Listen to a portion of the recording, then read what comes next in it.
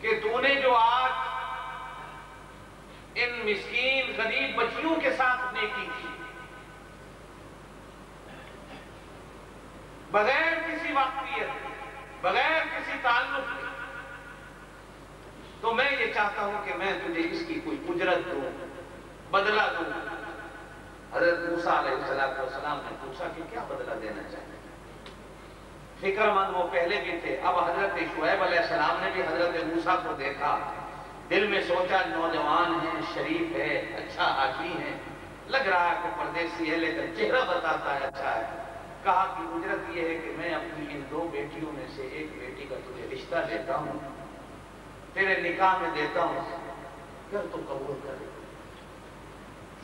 حضرت موسیٰ علیہ السلام نے کہا مجھے کوئی اعتراض نہیں۔ بہانہ تو پہلے وہ خود ڈھونڈ رہے تھے کہ کوئی ایک ایسا راستہ ملے میں رک جاؤں، اب پردیسی بھی ہوں، جب نکاح شادی کی بات آئی تو دل میں آیا کہ اپنا گھر بار تو میں چھوڑ چکا، اب آخر اپنا گھر بار بھی بنانا ہے، تو چلو اسی بہانے سے۔ اب نہ تو اس نبی نے پوچھا تیری کو کوٹھی، بلڈنگ، مکان، کار، رشتہ دار، ماں پیو، نہ انہوں نے پوچھا اسلام کے اندر رشتہ داریاں کس طرح ہو رہی، اللہ کرا رہا ہے۔ اب حضرت شعیب علیہ السلام نے کہا کہ میں اپنی ان بیٹیوں میں سے ایک کا نکاح تجھے دیتا ہوں، رشتہ دیتا ہوں۔ اب اللہ کی شان ہے وہی بیٹی حضرت شعیب علیہ السلام کی جو حضرت موسیٰ کو بلانے گئی تھی اور پیچھے چل کے آئی تھی، اس کے ساتھ حضرت موسیٰ علیہ السلام کا نکاح ہو گیا۔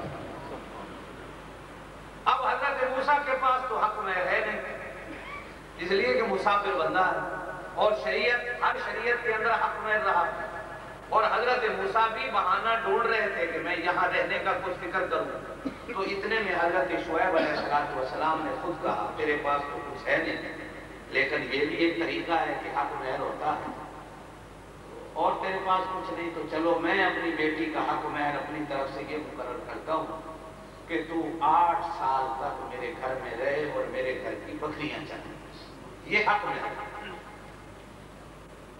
ساتھ ہی کہہ دیا کہ 8 سال تو تیرے میرے دستخط معاہدہ ہے، لیکن اگر 2 سال اور تو اپنی طرف سے بڑھا دے تو مجھے اعتراض کوئی نہیں ہوگا، لیکن میری طرف سے شرط نہیں کہ 10 سال ہو، 8 سال میری شرط ہے کہ 8 سال تک تو میرے گھر میں رہ کر میری بکریاں چلا۔ حضرت موسیٰ علیہ السلام نے کہا ٹھیک ہے میں بکریاں چلا۔ یہ حق مہر طے۔ اس شریعت کا بھی مسئلہ ہے کہ شادی حق مہر کے بغیر نہیں ہوتی، گواہ ہو حق مہر،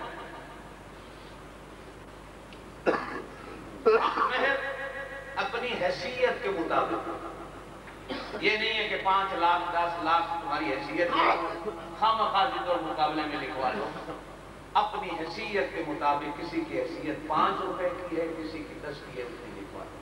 شریعت کے اندر کوئی حق مہر مقرر نہیں۔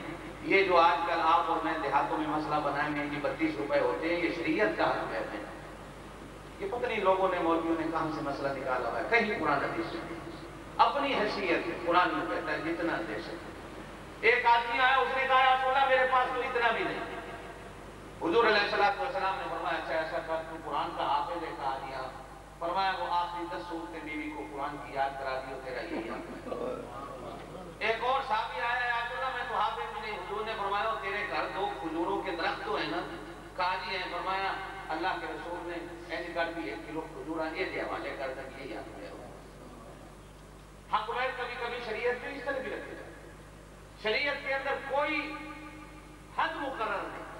ایک بندے کی اگر کروڑ کی ہے تو وہ کروڑ دے سکتا، لیکن وہ دینا ضروری ہوتا۔ اب حضرت شعیب علیہ السلام کے گھر حضرت موسیٰ رہے اور 8 سال تک حضرت موسیٰ علیہ السلام نے بکریاں چلائی۔ حضور علیہ السلام نے ارشاد فرمایا